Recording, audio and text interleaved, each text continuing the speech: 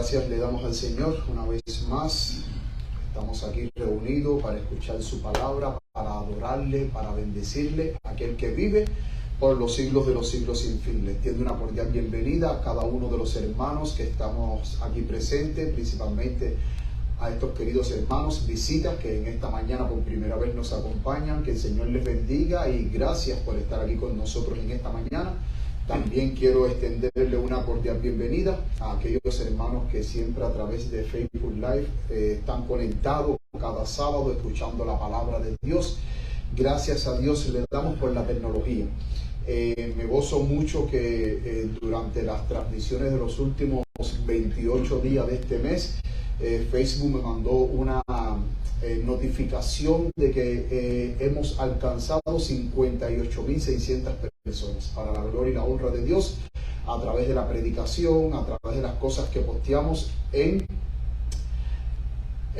nuestra página oficial de la Iglesia Adventista del Séptimo Día Libre. También le doy muchas gracias a Dios. Ya ayer mismo creamos el canal oficial de nuestra iglesia en YouTube. Usted puede ir a YouTube y ahí en YouTube pone Iglesia Adventista del Séptimo Día Libre Maranata y ahí va a salir la página principal de nosotros y las predicaciones que cada sábado. Ayer hay 3 predicaciones posteadas, incluyendo la predicación del sábado pasado del juicio investigador, y entonces cada sábado, con la ayuda de Dios, vamos a ir posteando las predicaciones ahí en nuestra página oficial de YouTube para que usted la comparta con sus amigos, con hermanos. Es muy importante en estos últimos tiempos poder compartir la palabra de Dios. Y gracias le damos al Señor por la tecnología, porque a través de la tecnología podemos compartir la palabra de Dios, y debemos de aprovechar estos tiempos, porque llegará un momento en que ya no lo vamos a poder hacer. Entonces hay que aprovechar todo el tiempo que nos queda, que no sabemos cuánto tiempo nos queda, para seguir promoviendo la palabra de Dios. En estos momentos, antes de orar, quería decirle, bueno, los hermanos nuevos que nos visitan en esta mañana, que desde el sábado pasado comenzamos una serie, y nuestra hermana Andrea, que tampoco estuvo con nosotros, desde el sábado pasado comenzamos una serie del juicio investigador. Y es una serie de 6 temas acerca del juicio investigador, porque tenemos que comprender de una manera muy cabal y plena todo lo que implica el juicio investigador. Y entonces hoy vamos a tener el segundo tema, que es el juicio investigador, la segunda parte, el día de expiación en 1844. Este tema del día de expiación en 1844 está en 2 temas. Hoy no lo vamos a concluir hoy, lo vamos a concluir el siguiente sábado, el tema del juicio investigador y 1844. El cuarto tema que vamos a tratar es acerca de los libros en el juicio. Vamos a ver un poquitico más de cerca los libros en el juicio. También el quinto tema, vamos a tener un tema para el chivo expiatorio Azazel. Vamos a ver un poquito más de cerca acerca de este personaje Azazel, el chivo expiatorio Azazel. Y el sexto tema es Cristo como nuestro sumo sacerdote, que es la obra que está haciendo Cristo en el santuario celestial. Entonces necesitamos comprender todo esto. ¿Por qué? Porque estamos en un mes muy importante para nosotros. ¿En qué mes estamos? Mes de octubre. ¿Qué se conmemora el 22 de octubre? El gran chasco de 1844. Y por eso es que he decidido tener estos 6 temas, todo lo que involucra acerca del juicio investigador. Hay ciertos conceptos erróneos en cuanto al juicio investigador, y por medio de la palabra de Dios, por medio del espíritu de profecía, vamos a ir aclarando para tener una mejor comprensión de este tema muy importante, ya que entendemos que estamos viviendo en el tiempo en que el juicio se está celebrando. Vamos en estos momentos a todos los hermanos a inclinar el rostro para tener unas palabras de oración y así comenzar el tema de esta mañana.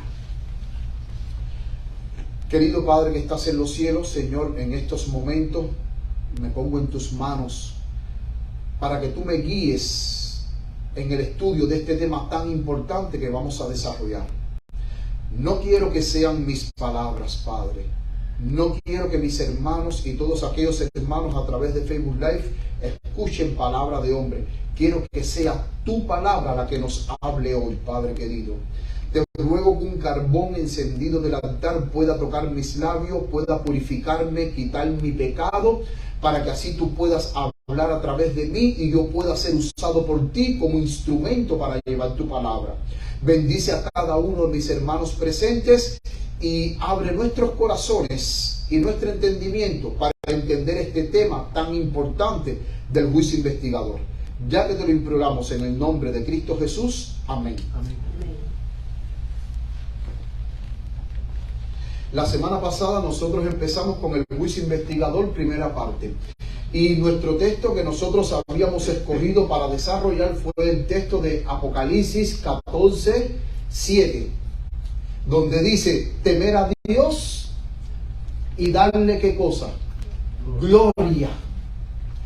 Porque la hora de su juicio ha llegado. Y adorad a aquel que hizo el cielo, la tierra, la mar y todas las cosas que en ellos hay. Yo quiero que por favor usted tenga en mente esa palabrita de Apocalipsis 14:7, donde dice temer a Dios. Tenga en mente esa palabra, temer a Dios, el temor a Dios. Porque en un momento cuando empecemos a desarrollar el tema, ahí vamos a ver algo muy interesante. Muy interesante vamos a ver ahí en esa palabrita, temer a Dios. Y una de las cosas que nosotros estudiamos el sábado pasado es que según Primera de Pedro dice que el juicio comienza ¿por dónde? Por la casa de Dios. O sea, el juicio que hoy se está llevando en el cielo, de acuerdo a Daniel capítulo 7, versículos 9 y 10, hay un juicio que se está llevando en el cielo. Pero este juicio solamente están siendo enjuiciados el pueblo de Dios, no los impíos. Los impíos serán enjuiciados durante el milenio. Pero el pueblo de Dios en estos momentos está bajo un juicio. Está bajo un juicio. ¿En dónde? En el cielo, en el santuario celestial. Y una de las cosas que también hablamos el sábado pasado es que en este juicio, según Daniel capítulo 7, versículos 9 y 10, está el anciano de días, que se sienta en su trono. ¿Y qué tiene su trono? ¿Qué tiene? Ruedas. Tiene ruedas. Pero también quienes están presentes en este juicio. Vamos a Daniel capítulo 7, versículos 9 y 10. Vamos a Daniel capítulo 7, versículos 9 y 10.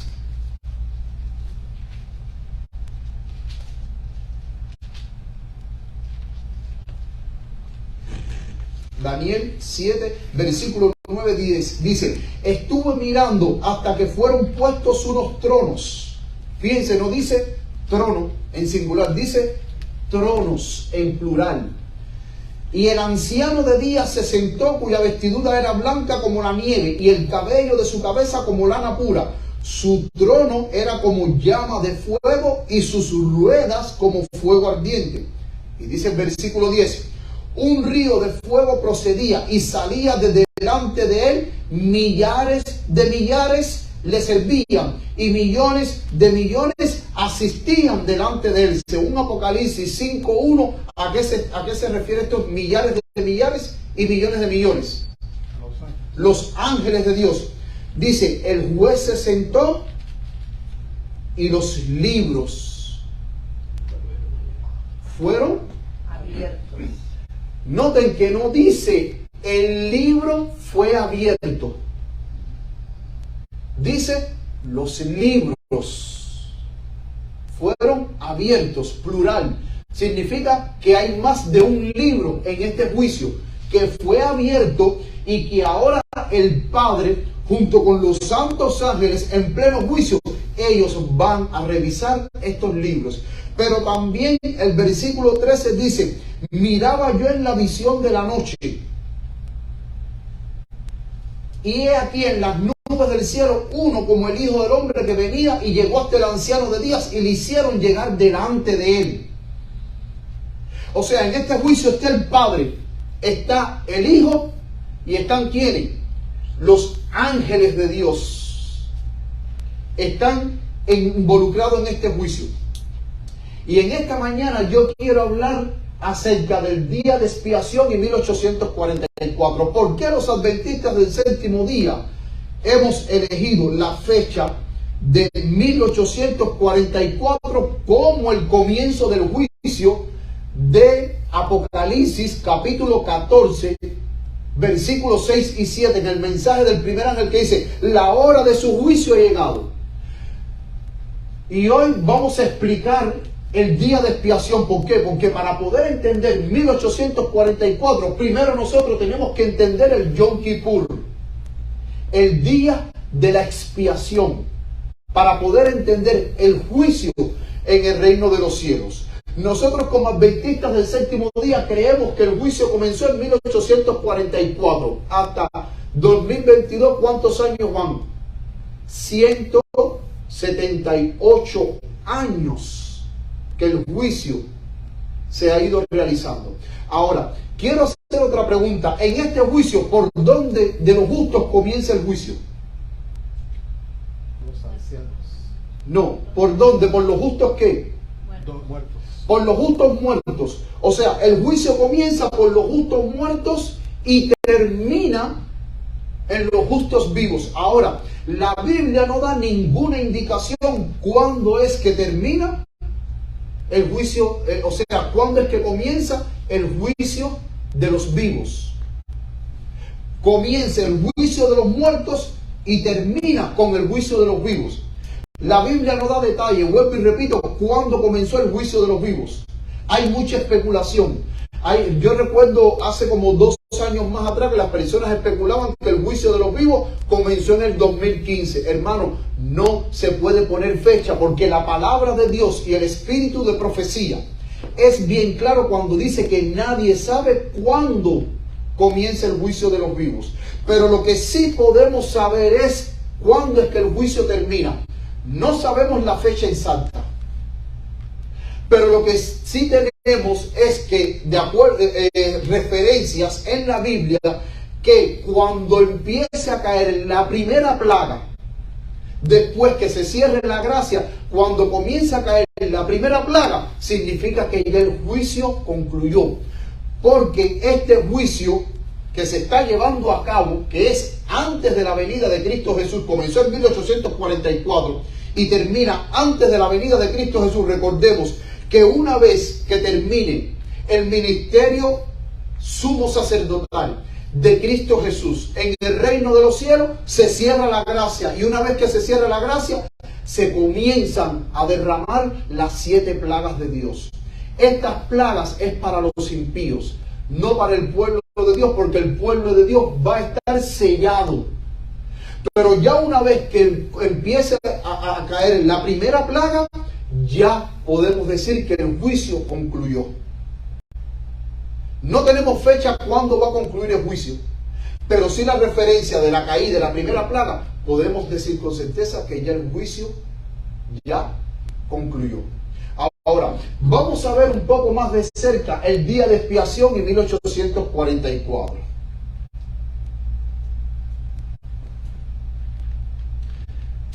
Levíticos 23-27. Miren lo que dice la palabra de Dios en Levíticos 23-27. A los 10 días de este mes séptimo será el día de expiación, o será santa convocación, y afligiréis vuestras almas y ofreceréis una ofrenda encendida a Jehová. Ahora, cuando nosotros vamos al libro de Levíticos, el capítulo 16 de Levíticos y el capítulo 23 de Levítico habla del día de expiación, pero de una manera más amplia. El capítulo 16 de Levítico habla el día de la expiación, o como otros lo llaman, el Yom Kippur en hebreo.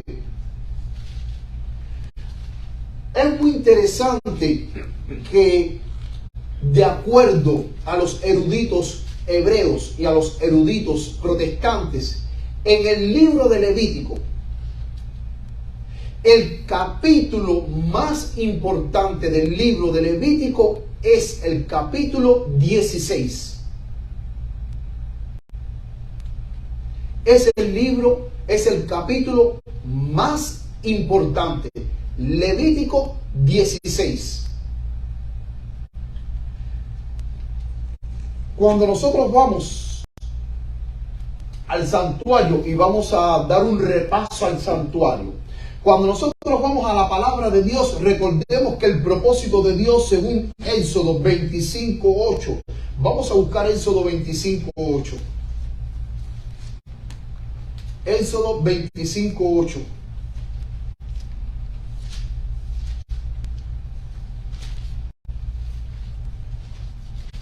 Miren lo que dice Éxodo 25:8. Y el versículo 9 dice: y que me hagan un santuario para que yo habite entre ellos. Esto es Dios hablándole a Moisés. Mi versión dice: y que me hagan un santuario para que yo habite entre ellos, conforme a todo lo que yo te muestre, el diseño del tabernáculo y el diseño de todos sus utensilios, así lo haréis. Me llama mucho la atención que cuando nosotros aquí en el versículo 9, donde dice conforme al diseño, la palabra que se usa ahí hebrea es la palabra tanit, que significa diseño. La palabra tanit da la idea como de un arquitecto cuando va a hacer una casa, que le muestra los planos del diseño de la casa, para que la compañía, cuando construya la casa, la construya de acuerdo a los planos que el arquitecto le da a la compañía. Y ellos tienen que construir la casa de acuerdo a esos planos. Entonces, Dios le muestra un diseño a Moisés.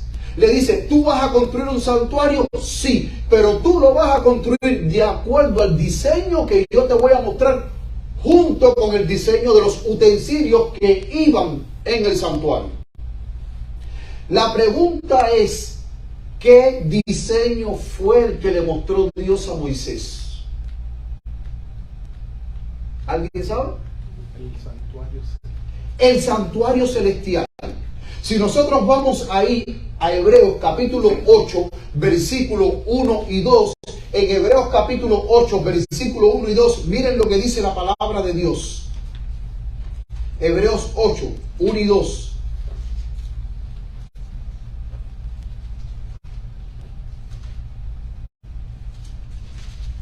Hebreos 8, 1 y 2 dice,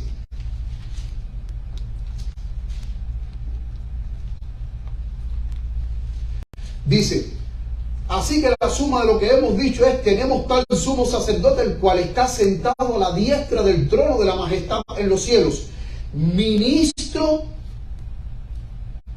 del santuario y del verdadero tabernáculo que el Señor levantó y no el hombre. ¿De qué santuario me está hablando aquí?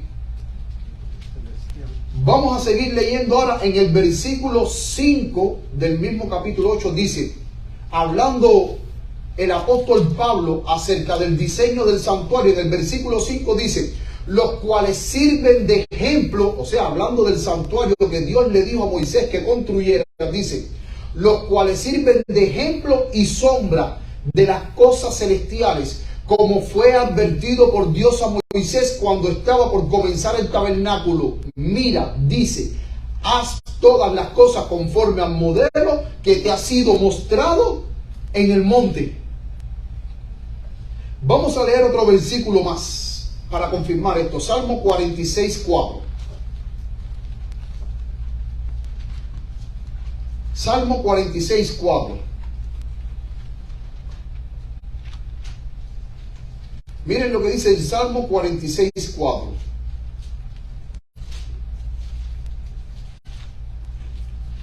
Dice: hay un río cuyas corrientes alegrarán la ciudad de Dios, el lugar santo de los tabernáculos del Altísimo. Y miren lo que dice ahora Salmo 102, 19. Salmo 102, 19.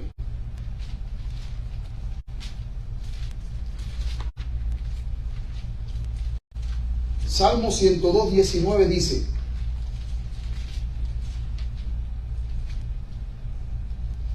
porque miró de lo alto de su santuario, Jehová miró desde los cielos a la tierra.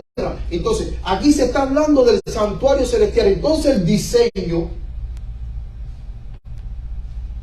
que Dios le mostró a Moisés fue el diseño del santuario celestial para que él construyera el santuario terrenal. Vamos a darle un repaso aquí al santuario terrenal, porque en el próximo tema vamos a volver de nuevo a darle otro repaso al santuario terrenal, porque vamos a ver que hay ciertos muebles en el santuario terrenal que también están en el santuario celestial. Miren, aquí está el santuario terrenal, que fue construido de acuerdo al modelo que Dios le mostró. Oye, ¿tú puedes quitar esto, por favor? Esto aquí. Conforme al modelo, solamente escribí y sale. No, escribí normal en la imagen. Ya. Conforme al modelo que Dios le mostró. Hay algo muy interesante. La entrada del santuario estaba por el este. ¿Por qué? ¿Por dónde es que sale el sol? Por el este. ¿Saben por qué la entrada del santuario estaba por el este? Porque cuando los israelitas venían al santuario, estaban de espalda al sol. Y al ellos arrodillarse, se arrodillaban en lugar del santuario. Porque si la entrada del santuario hubiese estado por el oeste, cuando ellos se arrodillaran, iba a dar la apariencia como que ellos estaban adorando al sol. Y para evitar esa idolatría, entonces Dios pone la entrada por el este. Entonces, cuando nosotros vamos al santuario, vemos que cuando usted entra, ¿cuál es el primer mueble que usted se encuentra en el atrio, en el patio de Jehová? ¿El altar de qué? De sacrificio. Después del altar de sacrificio, ¿qué otro mueble viene? El lavacro o la fuente del agua hecha de bronce, y en su fondo tenía espejo. Estos dos muebles estaban en el atrio. Ahora, cuando usted entra al santuario, ¿cómo se llama el primer departamento del santuario? El lugar santo. La pregunta es, ¿cuántas veces el sacerdote entraba al lugar santo? Todos los días. Todos los días, hermanos. Todos los días el sacerdote entraba al lugar santo.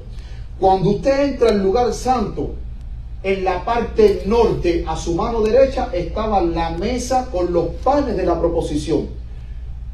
¿Cuántos panes se ponían ahí? 12 panes. ¿De cuántas hileras? Ahí mismo están. 2 hileras de 6 panes cada una, para un total de 12. Frente a usted, en la parte oeste, estaba el altar del incienso. Y a su lado izquierdo, a la mano izquierda, en la parte sur, estaba el candelabro de oro. Ahora, entre el lugar santo y el lugar santísimo había una cortina que dividía el lugar santo del lugar santísimo. En el lugar santísimo, ¿cuántas veces el sacerdote podía entrar al lugar santísimo? Una vez al año. Una sola vez al año, mis queridos hermanos, el sacerdote podía entrar al lugar santísimo. En el lugar santísimo, aquí está el arca del pacto con el propiciatorio, los 2 ángeles, y en el medio de los 2 ángeles se revelaba la gloria de Dios. Dentro del arca, ¿qué estaba? Los 10 mandamientos. ¿Qué más? La vara de Aarón que floreció. ¿Y qué más? Y el maná estaba dentro del arca del pacto del lugar santísimo. Ahora, vamos ahora a ver algo muy importante. Miren, ¿alguien se recuerda cuántas fiestas tenía el pueblo de Israel?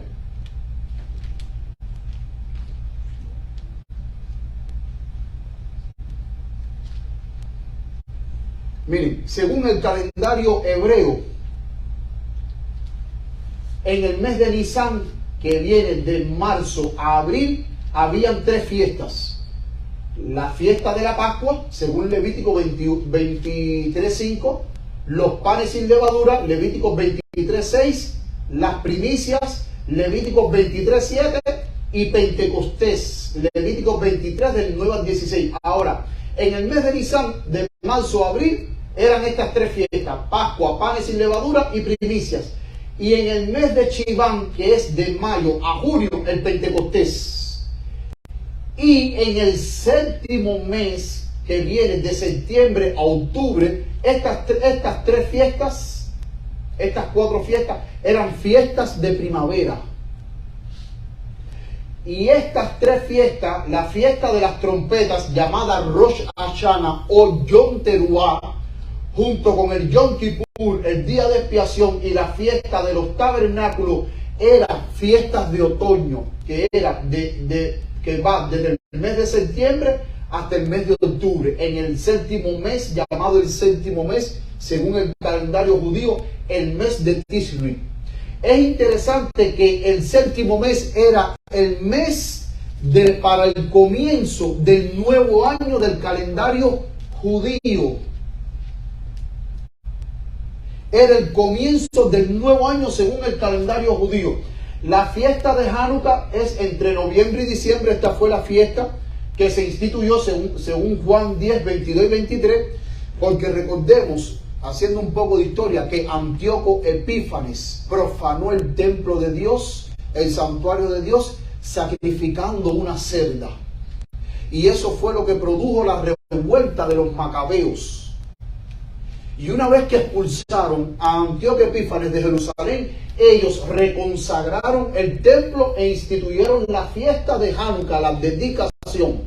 Pero como tal, al principio, las fiestas que Dios instituyó eran 7, desde la Pascua hasta Sukkot, los tabernáculos. Ahora, de todas estas 7 fiestas, la fiesta más importante era el Yom Kippur, Levítico 16. Y cuando nosotros vamos a la palabra de Dios, si leemos ahí en Levítico, vamos ahora a adentrarnos en Levítico 23, 27, que lo habíamos leído. Levítico 23, 27 nos dice, vamos a volver de nuevo ahí. También el 10º día de este mes 7º será el día de la expiación. Tendréis santa convocación. Tendréis santa convocación y afligiréis vuestras almas y ofreceréis ofrenda encendida a Jehová. Pero después, cuando nosotros vamos al versículo 23 del mismo capítulo 23, antes de la fiesta del Yom Kippur, dice: Jehová habló a Moisés diciendo, habla a los hijos de Israel y diles, en el mes 7º, el primer día del mes 7º, era una santa convocación, era la fiesta de las trompetas. Era el primer día del mes 7º. 10 días después venía el Yom Kippur. Ahora, ya cuando venía la fiesta de las trompetas, mis queridos hermanos, ya a partir de ese momento el pueblo estaba bajo examen, porque sabía que 10 días después venía el Yom Kippur, venía el día de expiación.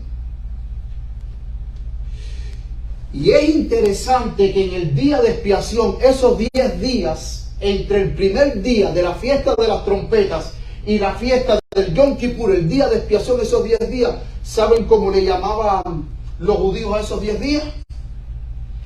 Yamim Noraim. Yamim Noraim significa días temibles, días de temor, porque sabían que si en esos 10 días la persona no afligía su alma, en el 10º día la persona era cortada, separada del pueblo. Y cuando yo busqué la palabra cortada, En el original hebreo, la palabra cortada proviene de una palabra como cuando usted coge un cuchillo y corta una carne. Eso da la idea de que la persona que era cortada, esa persona completamente era expulsada, separada de la congregación. Por eso es que al principio, cuando yo les dije a ustedes, Apocalipsis 14:7 dice, temer a Dios. ¿Se acuerdan que le dije que memorizaran esa palabra? Temer a Dios y darle gloria, porque la hora de su juicio ha llegado, porque precisamente los 10 primeros días, desde que empezaba la fiesta de las trompetas, que Yom Kippur, eran los Yamim Noraim, días temibles. Por eso es que el ángel de Apocalipsis 14 dice, teman a Dios, porque ahora ha llegado el juicio. Y vuelvo y repito, de las 7 fiestas judías, hermano, la fiesta más importante de las 7 fiestas era el Yom Kippur. Ahora, en ese día, en el primer día de las trompetas o del Yom Teruah, al tercer día el sacerdote se trasladaba de donde él viviera a Jerusalén. Al tercer día del Rosh Hashanah, el sacerdote se trasladaba de donde él viviera a Jerusalén, porque a partir de ese tercer día el sacerdote tenía que hacer un autoexamen, porque este día era el día más solemne y él tenía que hacer primero un autoexamen en esos días. Es interesante que este día de Yom Kippur, del día de expiación, los judíos lo tenían como un día de juicio. Vuelvo y repito y hago la pregunta, ¿qué es el día de Yom Kippur? ¿Un día de qué?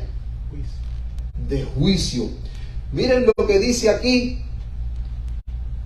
el pastor adventista M.L. Andreasen en el libro El Santuario y su Servicio, página 144. Él dice, los primeros 10 días de Tishri llegaron a ser los 10 días de penitencia del año, destinados a producir un cambio perfecto del corazón y a hacer a Israel como criaturas recién nacidas, alcanzándose la culminación en el día de las expiaciones, en el cual el mayor don de la religión, la misericordia perdonadora de Dios, era ofrecida al hombre. La idea desarrollada también en los círculos judíos era que el primero de Tishri, o sea, desde que va de septiembre a octubre del séptimo mes, el día del año nuevo sagrado y aniversario de la creación, se juzgaban los hechos del hombre y se decidía su destino. Entonces, si se juzgaban los hechos del hombre, ¿qué era eso? ¿Un qué? Un juicio. Y se decidía su destino, y que en el 10º día de Tishri el decreto del cielo quedaba sellado.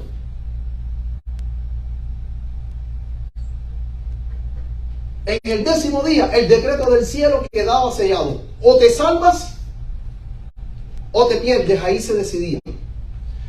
Y esto el pastor Andreas en su libro El Santuario y su Servicio, página 144, él lo toma de la Enciclopedia Judía, tomo 2, página 281. Miren lo que sigue diciendo el pastor M.L. Andreasen.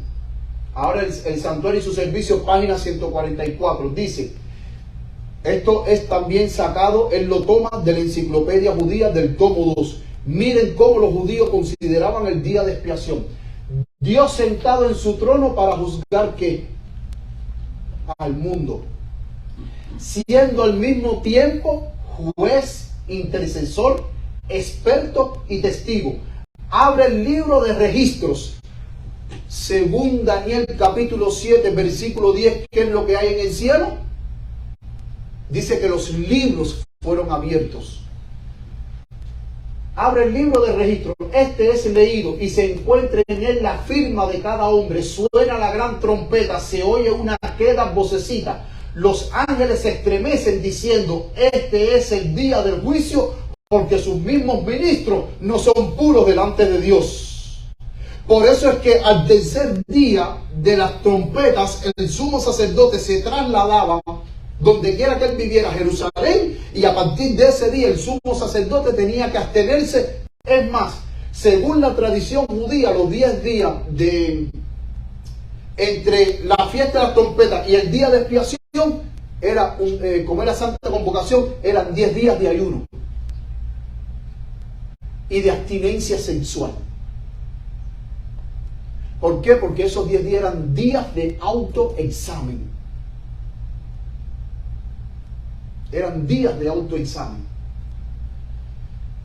Dice, sus ministros no son puros delante de Dios. Sigue diciendo el pastor Andreasen, como un pastor reúne su rebaño haciéndolo pasar bajo el cayado, así también Dios hace pasar a cada alma viviente delante de sí para fijar el límite de la vida de cada criatura, para preordenar su destino. En el día de Año Nuevo, aquí, en el día de Año Nuevo, el decreto está escrito. En el día de las expiaciones queda sellado quién ha de vivir y quién ha de morir. Por eso es que el Levítico 23 dice, y afligiréis vuestras almas. Ese día era un día, era un Shabbat, o sea, cuando llegaba a los 10 días que llegaba el Yom Kippur, ese día era día de reposo. Si el día de reposo, ese día de reposo que no se hacía ningún trabajo, caía en sábado, se llamaba el Gran Sábado. Si caía otro día, el Yom Kippur, ya sea un miércoles, un viernes o un jueves, ese día era día de reposo. No se podía hacer ninguna obra en el día de expiación. Y es interesante que aún cuando nosotros leemos Levítico 23, verso 24, el día de las trompetas, que era el primer día del mes, del séptimo mes, también ese día era día de descanso. No se hacía ningún trabajo. Entonces dice, en el día de Año Nuevo, el decreto está escrito en el día de las expiaciones queda sellado quién ha de vivir y quién ha de morir. Por eso es que Levítico 23 dice que cualquiera que no afligiere su alma, ¿qué iba a ser? Cortado. Sigue diciendo, pero la penitencia, la oración y la caridad pueden suspender el infausto decreto. Enciclopedia Judía, tomo 2, página 286. El pastor M. Andreasen lo cita en su libro El Santuario en su servicio, página 145. Entonces, este día, mis queridos hermanos, era un día completamente temible. Era un día completamente solemne. Cuando nosotros vamos a Levítico 16, vamos a leer a partir del versículo 3, dice, con esto entrará Aarón en el santuario con un becerro para expiación y un carnero para holocausto. Noten que aquí el capítulo 16 está hablando del día de expiación, que era lo que se hacía en el día de expiación. Y nosotros necesitamos comprender qué era lo que se hacía en el día de expiación para poder comprender entonces la fecha de 1844 y lo que Cristo está haciendo en el santuario celestial. Y es interesante que, como bien dice aquí, que Aarón entraba al santuario, pero dice que cuando él entraba en el santuario entraba como un becerro para expiación y un carnero para holocausto. Pero dice, se vestirá la túnica santa de lino y sobre su carne tendrá calzoncillos de lino y se ceñirá el cinto de lino y con la mitra de lino se cubrirá con las santas vestiduras. Noten que en ese día el sumo sacerdote se quitaba sus ropas reales y se vestía con ropas de lino fino para oficiar en el día de expiación. Pero antes que el sacerdote se cambiara de ropa, el sacerdote tenía que bañarse. Era un baño ceremonial para purificarse. Para purificarse. Y una vez que él entraba al santuario,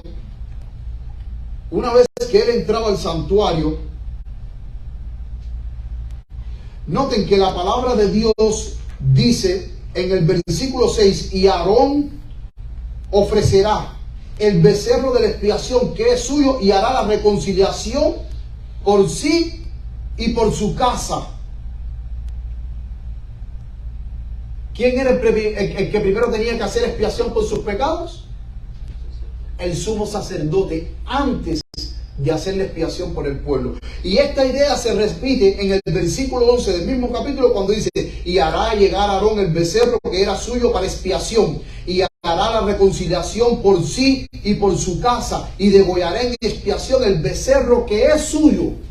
Pero es interesante que en el versículo 6, una vez que Aarón trae el becerro para su expiación, se traían también 2 machos cabríos en el día de la expiación, y eso lo encontramos en Levítico 16:5, donde dice: y de la congregación de los hijos de Israel tomará 2 machos cabríos para expiación y un carnero para holocausto. Entonces, Aarón hacía expiación por él y por su casa. Él tomaba, le ponía las manos al becerro, confesaba sus pecados, mataba al becerro, cogía la sangre de ese becerro y también cogía el incensario. Y eso lo dice el capítulo 16, en caso ustedes lo pueden leer. Y una vez que él tomaba el incensario, ponía incienso en el incensario y añadía carbones encendidos del altar del incienso. Lo ponía en el incensario y él pasaba al segundo departamento, al santuario, al lugar santísimo, perdón, al segundo departamento. Y en el lugar santísimo, ahí con el incensario, ese departamento se llenaba del humo del incienso. Y él cogía con su sangre y la asperjaba sobre el propiciatorio 7 veces. Y ya una vez que él salía de ahí, ya él había hecho expiación por él y por su casa. Y entonces él, el sumo sacerdote, toma de los 2 machos cabríos, como bien leemos ahí, uno de los machos cabríos, según Levítico 16, versículo 7 dice: después tomará los 2 machos cabríos y los presentará delante de Jehová a la puerta del tabernáculo de la congregación, y echará suerte a Aarón sobre los 2 machos cabríos, una suerte por Jehová y la otra suerte por el macho cabrío Azazel.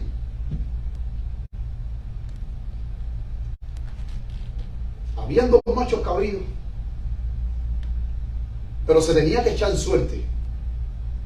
Uno era para Azazel, un macho cabrío era Azazel, y el otro macho cabrío era para Jehová.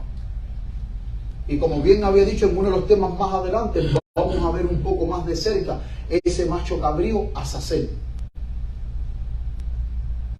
Y una vez que el macho cabrío se tomaba para Jehová, el sumo sacerdote colocaba sus manos sobre el macho cabrío, que era para Jehová, y confesaba ahí todos los pecados. Todos los pecados del pueblo de Israel los confesaba sobre este macho cabrío para Jehová. La pregunta es: ¿quién representaba este macho cabrío simbólicamente? ¿Quién? ¿Qué fue lo que dijo Juan el Bautista de Jesús? He aquí el Cordero de Dios que quita el pecado del mundo. Entonces, ¿quién representaba ese macho cabrío donde se confesaban todos los pecados y se degollaba para tomar su sangre y expiar al pueblo?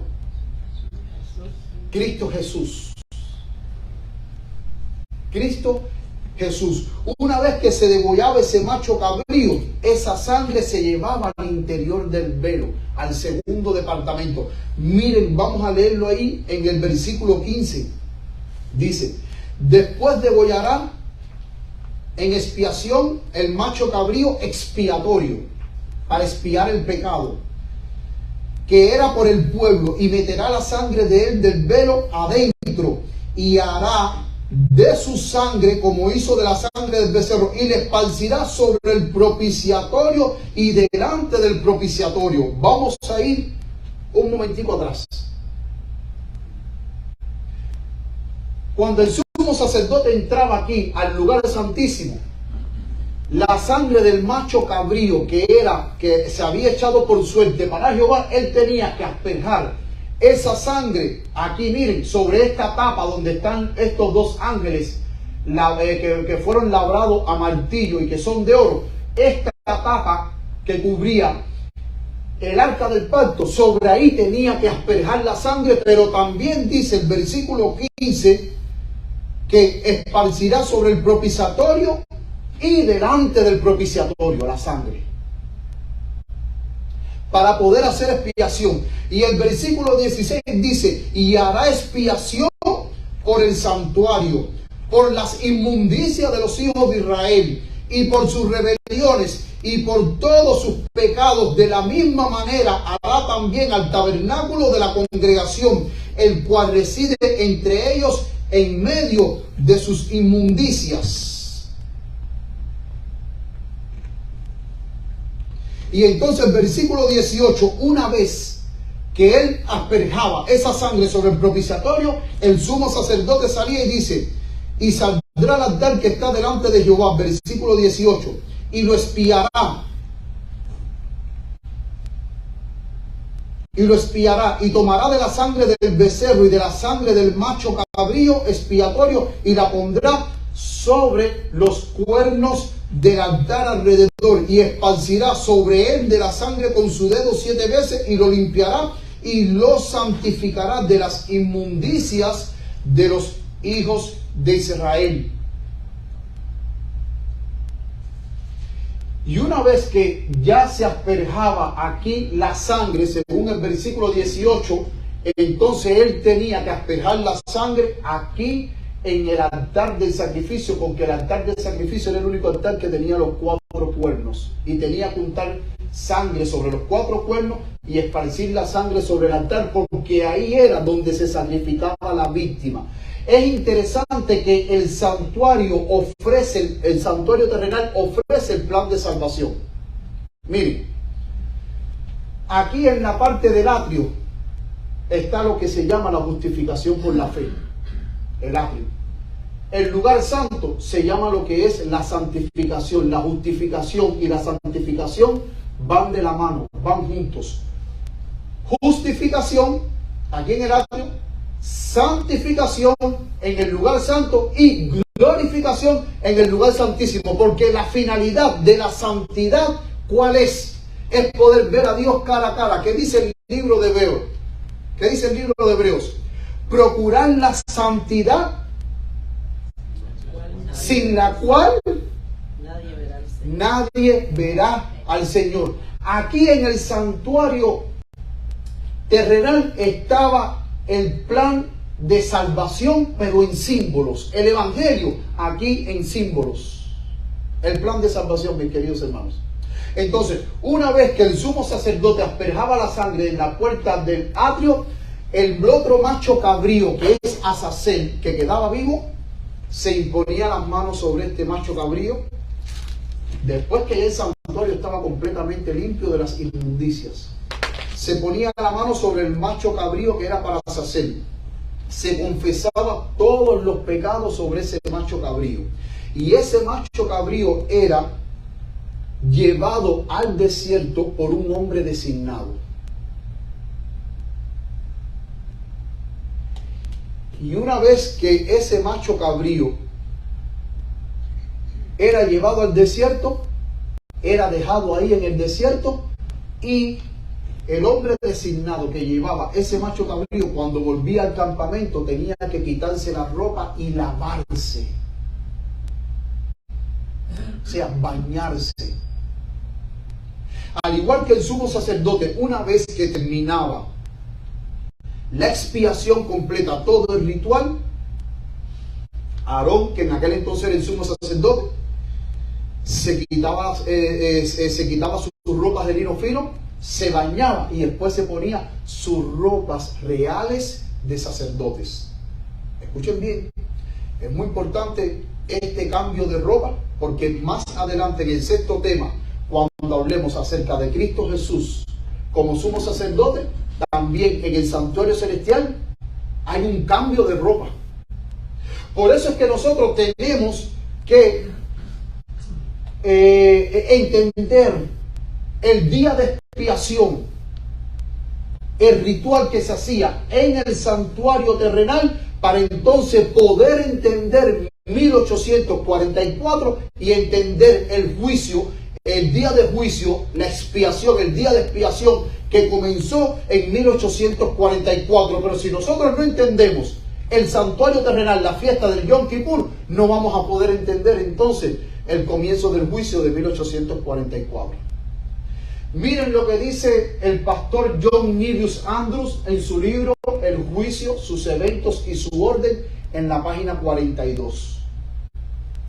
La obra del sumo sacerdote en el día de la expiación no era todo eliminar el pecado. Mientras la administración se limitaba al primer departamento durante todo el año, porque el sumo sacerdote durante todo el año entraba al primer departamento al lugar santo, pero una vez al año entraba al lugar santísimo. Durante todo el año, pero este día, hablando del día de expiación, el sacerdote ofrecía la sangre de la ofrenda por el pecado. En ese departamento, para hacer la reconciliación, es decir, para comenzar la obra de expiación, según Levítico 4, que ahí en Levítico 4 también se habla la obra de cómo debía ser el ritual de expiación, fue por esta misma obra que los pecados eran trasladados al santuario a través de la sangre de la ofrenda por el pecado. El sumo sacerdote en el día de la expiación retoma esta obra incompleta y la terminaba en el día de expiación. El asunto del día era terminar la gran obra de expiación para el pueblo de Dios y quitar sus pecados del santuario. Vamos ahí ahora a Levítico 23.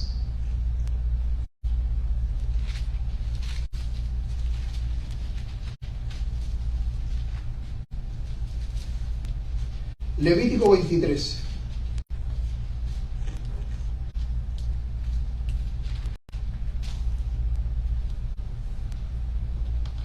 Miren lo que dice acerca del día de expiación. El versículo 28 dice: ninguna obra haréis en este mismo día, porque es el día de la expiación para reconciliaros delante de Jehová vuestro Dios, porque toda persona que no se afligiera en el mismo día será contada de entre su pueblo. Ahora, cuando comenzaba la fiesta de las trompetas, el primer día y el 10º día era el día de expiación, el día antes, el 9º día, ya el pueblo tenía que estar en adoración y afligiéndose delante de Jehová.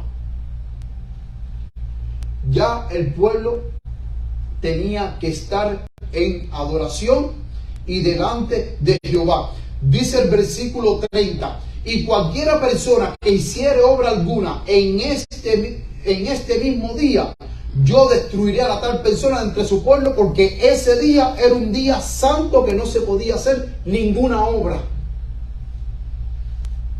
Sigue diciendo: sábado de reposo será a vosotros y afligiréis vuestras almas, comenzando, ¿cuándo? A los 9 días del mes, o sea, en el 9º día ya comenzaba esa santa convocación, la aflicción, el afligirse, el arrepentirse de todos sus pecados. Comenzando los 9 días del mes, en la tarde, de tarde a tarde celebraréis vuestro sábado. ¿De cuándo era que comenzaba? En el 9º día. ¿De qué hora a qué hora? De tarde a tarde. O sea, si el día de expiación caía un sábado, había que comenzar desde el viernes de la puesta de sol hasta el sábado de la puesta de sol.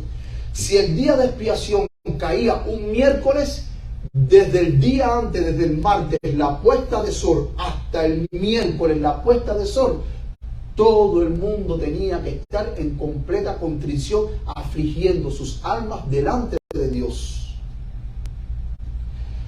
Sigue diciendo: afligiréis vuestras almas comenzando los 9 días del mes en la tarde, de tarde a tarde guardaréis, de tarde a tarde celebraréis vuestro sábado. Y miren lo que sigue diciendo el pastor John Nevius Andrews: el sumo sacerdote en el día de expiación retoma esta obra incompleta y la terminaba. El asunto del día era terminar la gran obra de expiación para el pueblo de Dios y quitar sus pecados del santuario. Mi pregunta es, ¿cuál era la próxima fiesta que venía después del día de la expiación? 15 días después, ¿cuál era la fiesta? De los tabernáculos. Si hoy nosotros simbólicamente estamos viviendo en el día de la expiación, la fiesta de los tabernáculos era una fiesta donde los judíos hacían enramadas, ese día hacían enramadas y habitaban en esas enramadas, en esos tabernáculos que ellos hacían. Simbólicamente la fiesta de los tabernáculos representa tú y yo en el reino de los cielos, viviendo para siempre con Cristo Jesús. Entonces, si hoy nosotros estamos viviendo en el día de expiación, la próxima fiesta es la fiesta de los tabernáculos. ¿Qué representa entonces simbólicamente lo que tú y yo estamos esperando?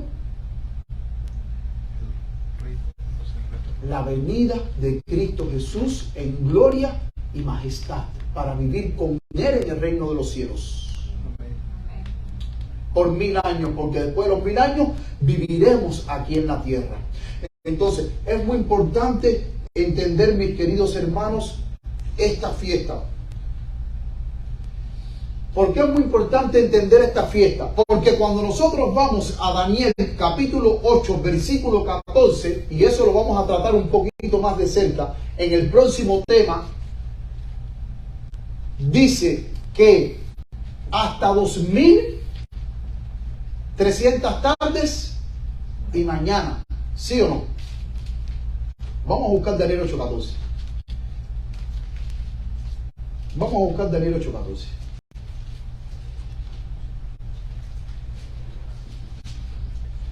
Dice,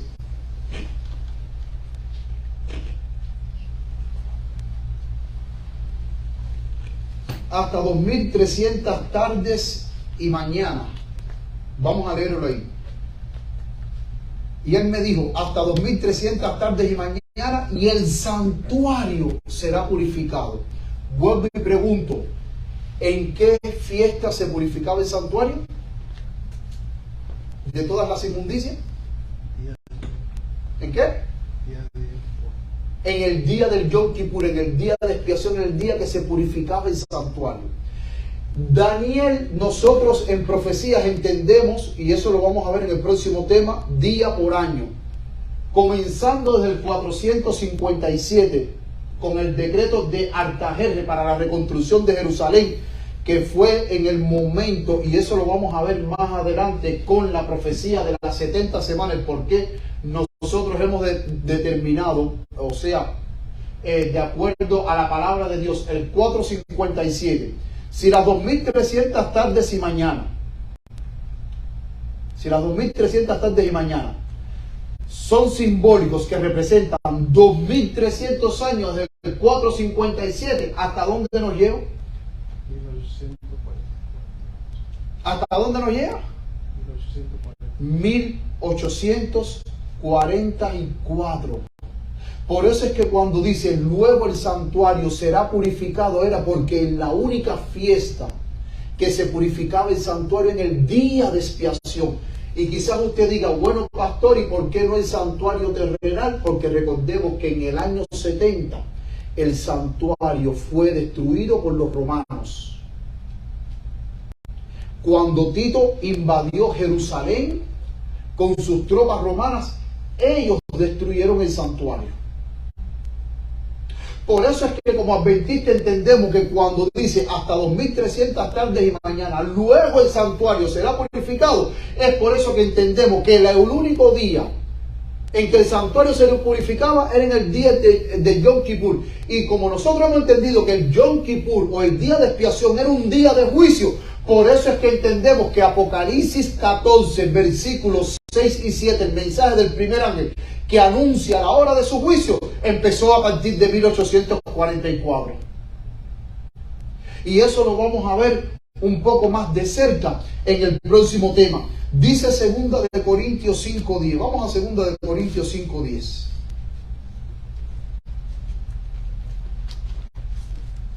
Segunda de Corintios 5:10. Miren lo que dice 2 de Corintios 5:10. Porque es menester que todos nosotros comparezcamos ante qué? Ante el tribunal de Cristo, para que cada uno reciba según lo que haya hecho mientras estaba en el cuerpo, ya sea bueno o ya sea malo. ¿Quiénes son los que van a comparecer ante el tribunal de Cristo? Todos, pero esos todos estamos hablando el pueblo de Dios.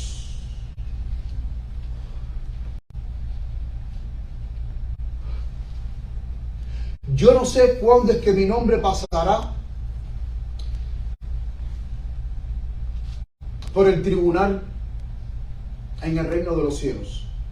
No lo sé. Yo no sé si a lo mejor estará pasando hoy, o ya pasó, o pasará. No sé. Pero lo que sí me enseña Levítico 16 y Levítico 23 es que en este tiempo de juicio que estamos viviendo, hoy más que nunca el pueblo de Dios necesita estar arrepintiéndose para poder alcanzar el perdón de nuestros pecados y así de esa manera poder ser reconciliado con Dios, porque si usted no se arrepiente, usted no va a alcanzar perdón, usted no va a ser reconciliado con Dios y acto seguido su nombre va a ser borrado del libro de la vida.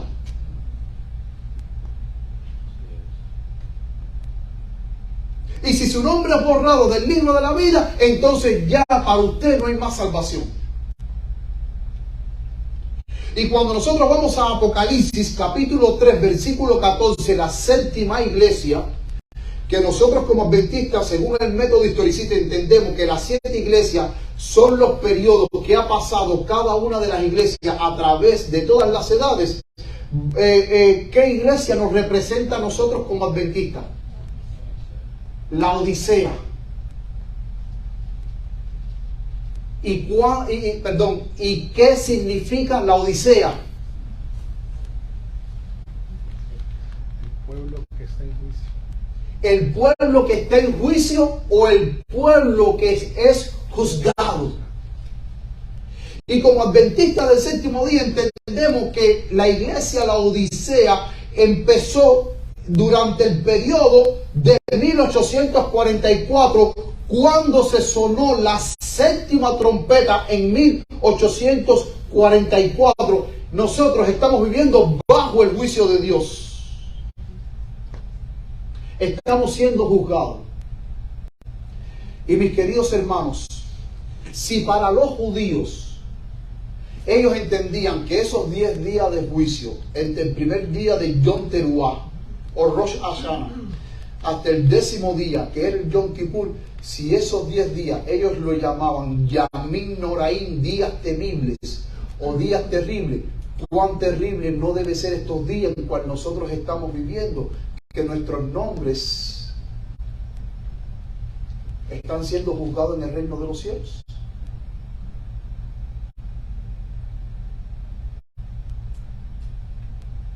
Cuán temible. Porque es en el juicio investigador donde se decide quién va para el cielo y quién no va para el cielo.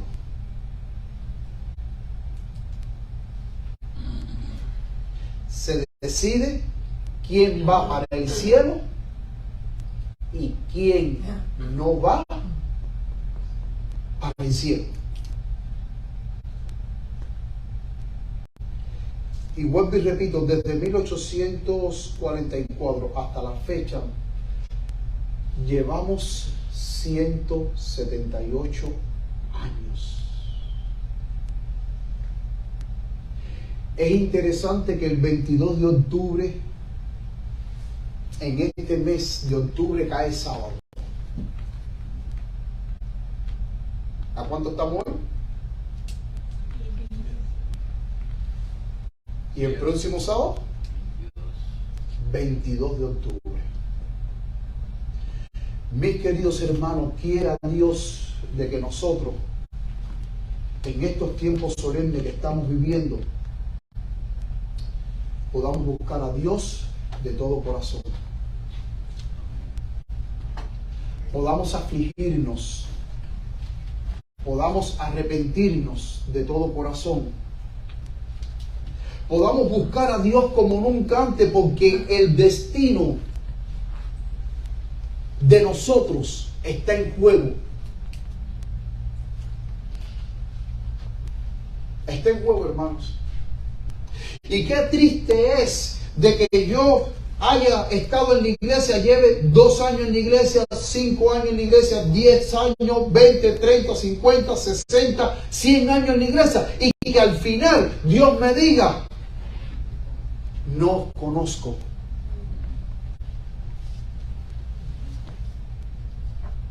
Pero Señor, yo que estaba en la iglesia, yo que hacía evangelismo, yo que llevé tantas almas a ti, yo que estaba en los programas de la iglesia, yo que hacía esto, yo que era tremendo dirigente, tremendo líder a nivel de unión, a nivel de división.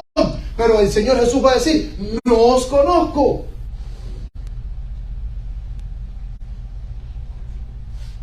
No os conozco.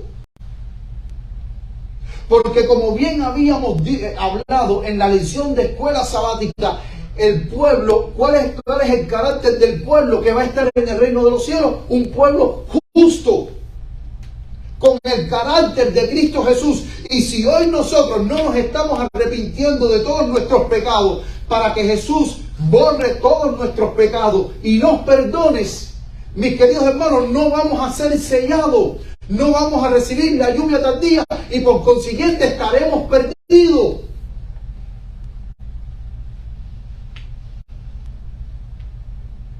Vamos a estar perdidos. Y cuán triste es que nosotros durante toda nuestra vida hayamos luchado contra el pecado, contra la tentación, creyendo que vamos para el cielo y que entonces el Señor diga: no conozco. Porque la persona que está en el mundo, que está perdida, si se pierde, está consciente que está perdida porque está viviendo su vida máxima. Está viviendo completamente su vida a lo máximo, en pecados, en borrachera, en orgías, en lo que sea. Pero está consciente de que está perdido. Pero qué triste es que usted se haya privado y haya luchado y que al final el Señor diga: no os conozco, apartados de mí, hacedores de maldad. Es triste, hermano. Por eso es que es muy importante, mis queridos hermanos, hoy más que nunca buscar a Dios de todo corazón y estar a cuenta con Dios. Porque si no estamos a cuenta con Dios, ustedes todos saben cuál fue el destino final del siervo malo. ¿Para dónde fue según la parábola del siervo malo? Para el fuego preparado para vosotros. Que el Señor nos bendiga, que el Señor nos guarde y que cada día podamos buscar a Dios de todo corazón, sabiendo que los tiempos que estamos viviendo estamos cerca de la venida de Cristo Jesús. El reloj está avanzando, el reloj profético está avanzando, pero al mismo tiempo que está avanzando, el reloj profético está llegando a su fin. Y vuelvo y repito, la última generación que viva sobre la tierra va a ser una generación que viva sin pecado, que refleje el perfecto amor de Cristo Jesús, pero que también refleje la unidad de Cristo Jesús, porque el mismo Jesús dijo: Padre, que todos ellos sean uno, así como tú y yo somos uno. Y esa última generación va a reflejar el carácter de Cristo Jesús, pero va a reflejar la perfecta unidad que existe entre el Padre, el Hijo y el Espíritu Santo. Ese es el propósito de la última generación. Reflejar el carácter de Dios ante un mundo caído y reflejar la perfecta unidad entre Dios y sus hijos. Así como Jesús y el Padre son uno, que también nosotros aquí en la tierra seamos uno entre todos y también con el Padre. Que el Señor les bendiga, mis queridos hermanos, que el Señor les guarde, y en estos momentos vamos todos ahora a cantar el último himno para terminar. Vamos a terminar con unas palabras de oración. Aquellos que deseen acompañarme de rodillas pueden hacerlo. Querido Padre que estás en los cielos, Señor, te damos gracias por tu misericordia y bondad. Te damos gracias porque eres un Dios de amor, Señor. Gracias te damos, Padre querido, por habernos hablado hoy, Señor. Padre, estamos viviendo en tiempos solemnes, en tiempos temibles, donde hoy estamos bajo tu juicio, Señor. Ayúdanos, Padre, a estar más cerca de ti. Ayúdanos a arrepentirnos de todo corazón, a buscarte de todo corazón, Padre querido. Ayúdanos para que tú nunca nos abandones, sino que nos des la fortaleza necesaria para poder vencer por la sangre de Cristo Jesús y el poder del Espíritu Santo toda tendencia heredada y cultivada, Señor. Para que así nuestros pecados puedan ser borrados y podamos recibir el sello tuyo divino, para así poder ser salvo y seguro en tus brazos, Señor. Gracias por este santo sábado. Síguenos acompañando, Señor. Llévanos ahora con bien hacia nuestros hogares y permite que en las horas sagradas de este tu santo día de reposo lo pasemos en autoexamen, examinándonos nuestras vidas, reconociendo que cada día que pasa nos acercamos más al fin de la obra sumo sacerdotal de Cristo Jesús en el santuario celestial. Amén. Gracias por todo, por habernos hablado. Bendice a cada uno de los hermanos aquí presentes, a los hermanos que han estado atentos a través de las redes sociales escuchando tu palabra. Y en estos momentos, Padre, yo bendigo a esta congregación y a todos mis hermanos con la bendición sacerdotal, diciendo: Jehová te bendiga y te guarde, Jehová haga resplandecer su rostro sobre ti, Jehová alce sobre ti su rostro y ponga en ti paz, en el nombre de Jesús. Amén y amén. Amén. Mis queridos hermanos, que el Señor les bendiga.